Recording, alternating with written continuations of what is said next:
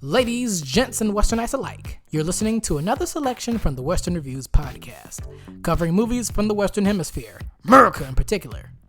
Recently, the 94th edition of the Academy Awards went down, and oh boy, that old Oscar Mayer is getting pretty old. And there were quite a few highlights from the event, as well as some incident that happened involving the star of the film that I'm reviewing today. He goes by the name of We All Smack? Something like that. I promise you all that I won't add my input to the Smackdown, as I already provided some thoughts in an Oscar-related discussion on another podcast a few weeks ago. And when I started planning out this review, this thing happened immediately afterwards. But if you may hear some sound effects during some low points or notes that I may mention with today's review, just know that somewhere I'd probably be getting pot for it by the man. Speaking of the Oscars, I took the time to watch a few nominated films that I was too busy to check out when they were first released. And boy, did they take a while to view at various runtimes and storylines. On Letterboxd, this great platform to leave quick ratings and reviews for movies, I left a rating and review for the Oscar-winning film The Power of the Dog. And I've previously done reviews for nominated films such as Encanto and Don't Look Up. I mean, shoot, I even did one for Malignant, if you count the recently added popular film category, which it did not win, but I'm surprised it even made it there. People like that movie? Anyway, a review is on the way for the Best International Feature Film winner, Drive My Car, so stay tuned for that.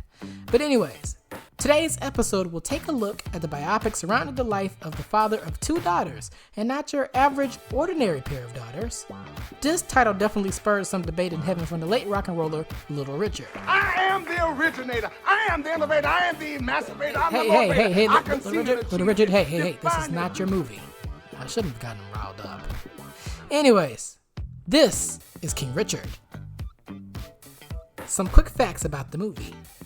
Directed by Reynaldo Marcus Green and produced by Will Smith alongside White brothers Tim and Trevor, this film received several festival screenings before being officially released in theaters and on the HBO Max streaming service in November of last year.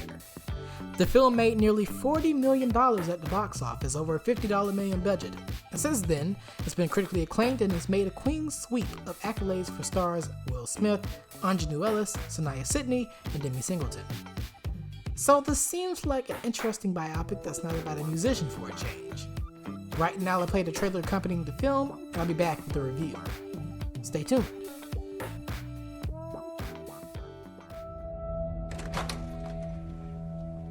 What's going on? Everybody okay? They got a call, said there was trouble in the house. Oh, okay. Yeah. Okay. You all need to look around? It's a little wet for practice, don't you think? Don't the girls have schoolwork to do? They do their homework. Tundi's first in her class. Lynn and Isha are too. Now, I don't even mind you saying we hard on these kids. You know why? Because we are. That's our job, to keep them off these streets.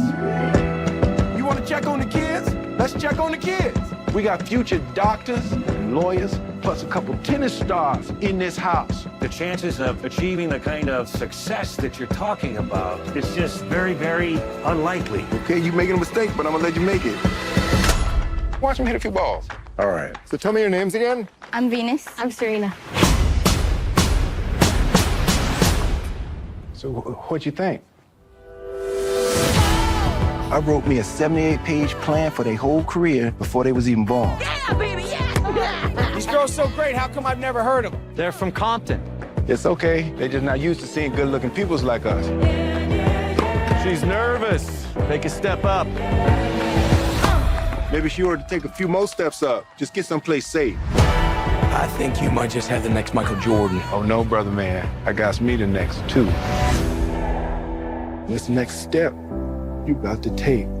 You're not going to just be representing you. You're going to be representing every little black girl on earth. I'm not gonna let you down. How could you? This world ain't never had no respect for Richard Williams, but they gonna respect y'all. You gonna walk out there with your head up. You are a champion, and the whole world know it.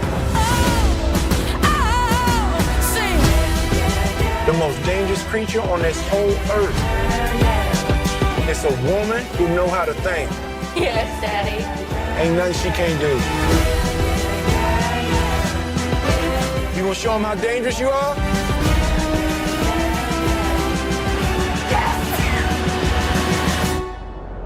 Venus and Serena gonna shake up this world. Venus Williams, who is your best friend? You, Daddy. Serena Williams, who is your best friend? Venus. Then you. Then you. After Venus. And we're back. So here's the little plot rundown for this film.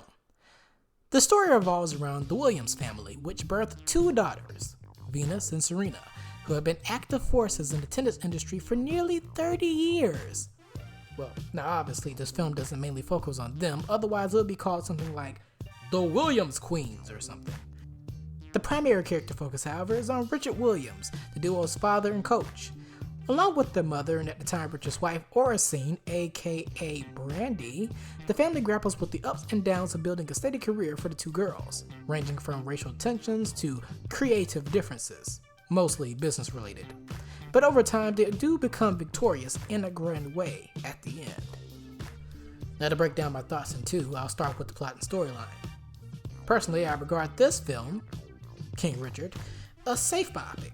What do I mean by that, you may ask? Well, to me this means that this is a clean-cut biopic that, while discussing serious topics, doesn't get too gritty or edgy when it could or couldn't be at various points of this film, and that's a fine thing. The other reason it could be regarded as a safe biopic is because it's the traditional, formulaic story arc setup that you see in the movies from time to time. Sometimes it shows the hardships and pains early on, then there's the progressions in the middle, and then at the end you have the final battle and the happy climax. And this movie definitely delivers these aspects well. Growing up as a young guppy, I was aware of the Williams sisters' presence and how amazing their staying power in their field was. But to see it represented through how they came up, which was years before I was born, might I add, was a very interesting backstory, especially for someone who really doesn't have tennis as a top sport to play. I tried tennis years ago with an old school friend, and trust me, I did not have the coordination to be the next Williams player. But back to the film and onto the characters.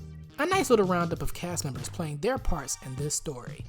Starting with young Venus and Serena in this film, portrayed by Saniyya Sidney and Demi Singleton respectively, these young women were really good in this movie portraying the part of two tennis titans before they really blew up internationally. They also patched down the ambition that drove the Williams sisters to be the best in their court at all times. Aunjanue Ellis was terrific as mother and coach Brandy, and there were two personal highlights I really dug involving her character in this film. One scene involved a serious conversation between Brandy and an irate next-door neighbor who phones the police one day to investigate the family home, and another scene featuring a tense conversation between Brandy and Richard in the kitchen during one of their arguments. She really struck a moving chord with those scenes in particular, so much that Richard never had to hit her with one of his quotes when confronting him. Love will make you do crazy things. An Oscar nomination well deserved. Then there's Big Willie himself playing King Richard. Oh, that's hot.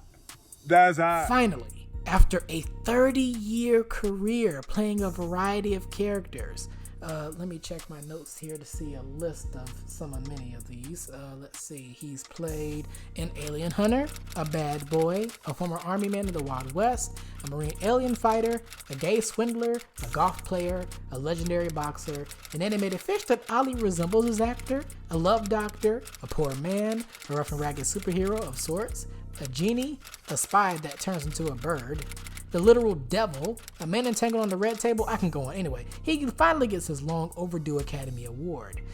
And honestly, he deserves it for this particular role because Mr. Smith really had me going through a roller coaster of emotions throughout this film experience.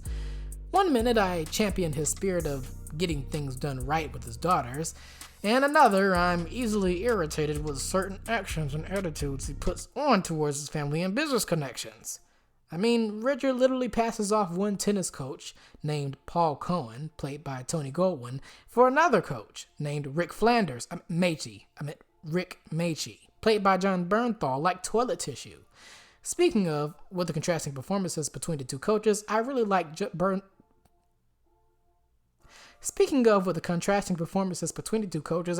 Bernthal's straight man portrayal of Macci, and he definitely has the ability to put up with Richard's debacles better than the first coach did. Seeing Richard's ups and downs was wild to see in real time, from getting beat the crap up by gangs to briefly leaving his clan of kids, not just Serena and Venus, but his stepdaughters, behind at a convenience store, to his irritating, yet at times understandable business decisions, which usually ends in this one quote from Richard. Can we get a playback clip, please? He said, at your highest moment, be careful, that's when the devil comes for you. That quote seems very recent. I wonder why. Well, there is this one scene in the movie during a business meeting, and Richard is asked a question from one of the businessmen. There's silence afterwards. Richard then stares at the businessman, and just when you think he's just about to give him a piece of his mind, no, he just lets out a fart and leaves the table. This is the second film I've watched this season that is nominated for Best Picture This is the second film I watched this season. This is the second film that I watched this season that is nominated for a Best Picture Oscar that has a fart somewhere. The other being the film that actually took home the honor. And that one is Coda. Anyways, Smith and the whole cast bring in a bevy of emotions to this movie and make it enjoyable through the very end. One more thing that I'd like to mention before I close this tennis session is the musical inclusion of a new singer-songwriter who apparently goes by the name of Beyonce. Have you ever heard of her? Apparently she once went by the alter ego Sasha Fierce, is it? Anyways, her original song Be Alive perfectly complements the conclusion of this film with footage of the actual Williams sisters playing tennis, as well as their real life father Richard speaking in interviews, making this an all-around feel-good montage. The song also got nominated for an Oscar. To wrap this film down into a Western-approved rating, out of the 4 top ranks, Moorific, or amazing, y'all right, or okay, or just good. Just imagine that being the son of a sheep. Meaning that it's not great, but not bad, or flat out horrible. Terrible, irredeemable, bottom of the barrel garbage, take your pick. I'll give King Richard the Moorific rating. 9 out of 10 in numerical ratings. A biopic that takes you on a roller coaster of emotions is boosted by a string of terrific performances and slick production work. Now, only if it got down and dirty about Richard's other life, then we would have had something really gritty about the story going. Keep my wife's name out your mouth. I promise you, Willard, I won't go there. Anyways, go check it out if you enjoy biopics, especially sports biopics for that matter, or Will Smith movies. This concludes today's review for King Richard. To close things out for real, I have an announcement to make. Then I'll let you know where you can find the show and its socials. As for the announcement, I'm being a part of this major upcoming live stream event, which has become a series in itself, known as Indie Podcast Unite. The event will see various podcasters come together to talk all things podcast and just have some lighthearted fun discussion. Now, when will this event go down, you may ask? Sometime this coming May. Stay tuned for more information. If you're a podcaster listening to this episode who would like to perhaps be a part of this ongoing project and future endeavors, follow the show on Twitter at IndiePodsUnite. That is IndiePodsUnite. And as for my show, you can listen to past episodes wherever you may listen to podcasts. More to come down the road for that matter. If you want to follow the socials connected to the Western Reviews podcast, you can find me on Twitter via @reviews_Western and on Instagram via @WesternReviewsOfficial. Do not hesitate to contact the show with your feedback or movie and TV suggestions that I should check out through my new email, which is westernreviewspod@gmail.com. Once again, that is westernreviewspod@gmail.com. I hope you all enjoyed this episodic review, and you'll join me for yet another interesting review down the road. I wonder what's next. For now, this is the Western Wonder, signing out. Bye, have a great time.